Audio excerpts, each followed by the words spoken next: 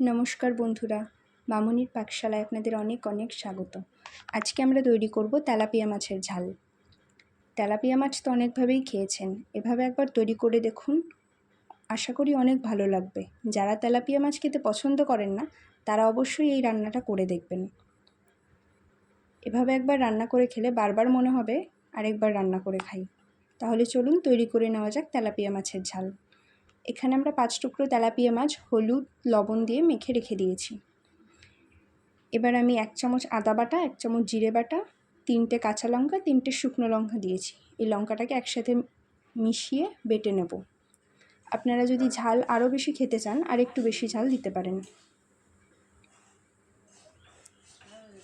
মাত্র এই 3টে মশলা দিয়ে আমি তৈরি করে নেব অসাধারণ স্বাদের তেলাপিয়া মাছের ঝাল।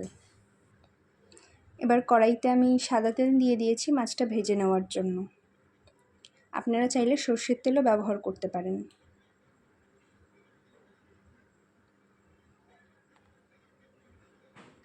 তেলটা আমাদের মোটামুটি গরম হয়ে গেছে। এবার আমি এক এক করে মাছগুলোকে ভেজে নেব। এখানে কিন্তু আমি খুব বেশি কড়া করে মাছটা ভাজবো না, যেহেতু আমরা ঝোল রান্না করব মাছের। দেখুন আমাদের মাছ ভাজা কিন্তু প্রায় হয়ে গেছে। এবার মাছগুলোকে উঠিয়ে নেব।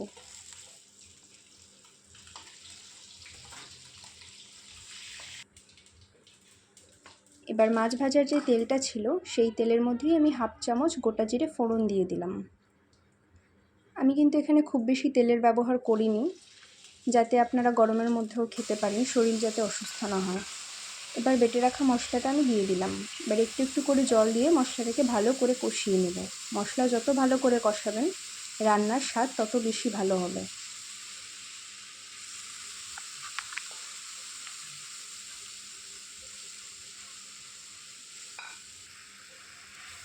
দেখুন একটু একটু করে আমাদের মশলার থেকে তেল ছাড়ছে।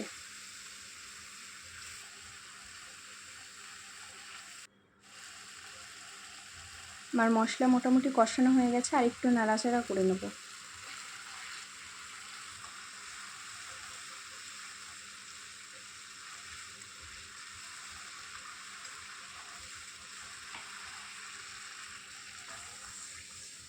এবার আমি জলটাকে দিয়ে দিলাম।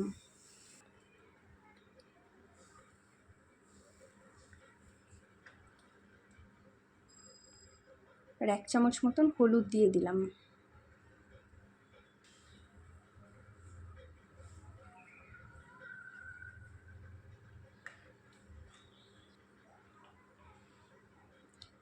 জলটা এবার ভালো করে ফুটবে। জলটা ফুটছে, এবার আমি 1 চামচ লবণ দিয়ে দিলাম।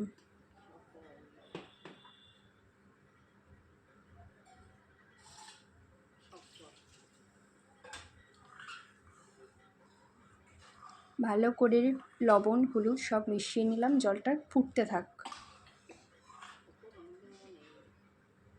ফুটন্ত জলের মধ্যে একটা তেজপাতা ছিঁড়ে আমি দিয়ে দিলাম। এক্ষেত্রে আপনারা কিন্তু তেজপাতাটা ফোড়ন দেবেন না, এই ফুটন্ত জলেই তেজপাতাটা দিয়ে দেবেন, তাহলে এক অসাধারণ সুন্দর ঘ্রাণ আসবে। এবার এক এক করে ভেজে রাখা মাছগুলো আমি দিয়ে দিলাম। তরকারিতে মশলা কিভাবে দিচ্ছেন তার উপর কিন্তু তরকারির স্বাদ অনেক নির্ভর করে। তাই আমি এক্ষেত্রে যেভাবে রান্না করলাম আপনারা অবশ্যই সেভাবে ট্রাই করে দেখবেন, আশা করি অনেক ভালো লাগবে। এবার ঝোলটাকে বেশ একটু মাখা মাখা করে নেব। আর কিছু সময় তরকারিটা উনুনে থাকবে। দেখুন আমাদের ঝোল কিন্তু প্রায় রেডি। এবার আমি 3 টুকরো দারচিনি নিয়ে নিলাম। এবার দারচিনিটাকে বেটে নেব। এক্ষেত্রে আমি তরকারিটাকে পুরো নামিয়ে তারপরে দারচিনি বাটাটা দেব, তাহলে তরকারির টেস্টটা পুরো পাল্টে যাবে।